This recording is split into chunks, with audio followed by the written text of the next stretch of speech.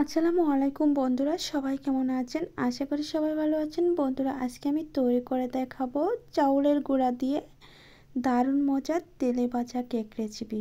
বন্ধুরা, আমরা আটা, ময়দা এবং সুজি দিয়ে অনেক ধরনের কেক খেয়েছি। আজকে তৈরি করে দেখাবো চাউলের গুঁড়া দিয়ে কেক রেসিপি। বন্ধুরা, এই কেকটা দেখতেও যেমন সুন্দর, খেতে দারুণ মজার হয়ে থাকে। একবার হলেও ট্রাই করে দেখতে পারেন, অনেকটা মজা পাবেন। আর অন্য আটা, ময়দা, সুজির কেকের কথা একদমই ভুলে যাবেন। এত মজার একটা কেক রেসিপি হয়েছে। চলুন বন্ধুরা, মূল রেসিপিতে চলে যাচ্ছি। বন্ধুরা, আজকের কেক তৈরি করার জন্য প্রথমে লাগবে একটি ডিম। এটা হচ্ছে নর্মাল রুম টেম্পারেচারে রাখা ডিম। তারপর দিয়ে দিচ্ছি স্বাদ মতো চিনি। চিনিটা দেওয়া হয়ে গেলে এখানে আমি দিয়ে দিব আরও অন্য কিছু উপকরণ। দিয়ে দিচ্ছি 1 টেবিল চামচ গুঁড়া দুধ। বন্ধুরা, হাতের কাছে না থাকলে বাদ দিয়ে দিবেন, তবে দিলে অনেকটা ভালো লাগবে। তারপর দিয়ে দিচ্ছি ভ্যানিলা এসেন্স। সেটা হচ্ছে ডিমের কাঁচা গন্ধটা চলে যাওয়ার জন্য, যারা ডিমের গন্ধ পছন্দ না করেন।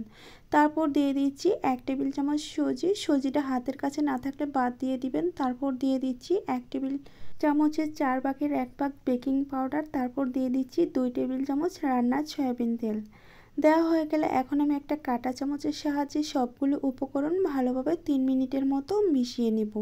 বন্ধুরা, এইগুলো উপকরণ ভালোভাবে মিশিয়ে নিতে হবে, যাতে করে এক একটা উপকরণ ভালোভাবে মিশে যায়। বন্ধুরা, আমি 3 মিনিট মেশানোর পর দেখাচ্ছি। দেখেন কালারটা কতটুকু চেঞ্জ হয়ে গিয়েছে। এখন কিন্তু পুরোপুরি মিশানো হয়ে গেছে। বন্ধুরা, এখন আমি এখানে অন্য উপকরণ অ্যাড করব। আমি এখানে অ্যাড করে দিচ্ছি চাউলের গুঁড়ি।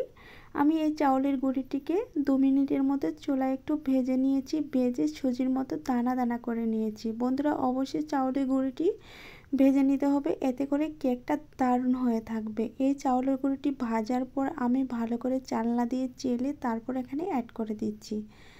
অবশ্যই বন্ধুরা, কেক বানানোর জন্য চাউলের গুঁড়িটি ভেজে নেওয়ার চেষ্টা করবেন। তারপর দিয়ে দিচ্ছি 1/3 কাপ ময়দা। অবশ্যই ময়দাটাও দেওয়ার চেষ্টা করবেন, তবে বেশি পরিমাণ ময়দা দেওয়া যাবে না, যেহেতু আমি চাউলের গুঁড়ি কেক বানাচ্ছি। অল্প পরিমাণ ময়দা দিয়ে তারপর এটা মিশিয়ে নিতে হবে। এখন আমি হাতের সাহায্যে ভালোভাবে সুন্দর করে মিশিয়ে নিচ্ছি। আর মিশানো হয়ে গেলে আমি কেকটা বানিয়ে নেব। আর বন্ধুরা, এখানে আরেকটা কথা বলে দিচ্ছি, যখন আমরা কেকটা বানাবো একেবারে বানিয়ে নেওয়া যাবে না। একটা করে কেক বানিয়ে তারপর তেলের উপর ছেড়ে দিতে হবে।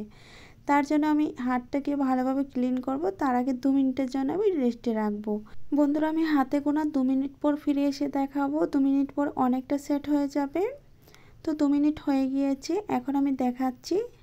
দেখতেই পাচ্ছেন বন্ধুরা কতটুকু সেট হয়ে গিয়েছে। এখন আমি হাতের মধ্যে কিছুটা ডো নিয়ে এভাবে গোল করে নিচ্ছি প্রথমে। তারপর হাতের তলাতে নিয়ে এভাবে গোল করে নিয়ে একটা করে বানাবো আর তেলের উপর ছেড়ে দিব। তার জন্য চুলায় একটা আগে থেকে কড়াই বসিয়ে রেখেছি, আর ওখানে পর্যাপ্ত পরিমাণে তেলটাকে আমি গরম করে নিয়েছি।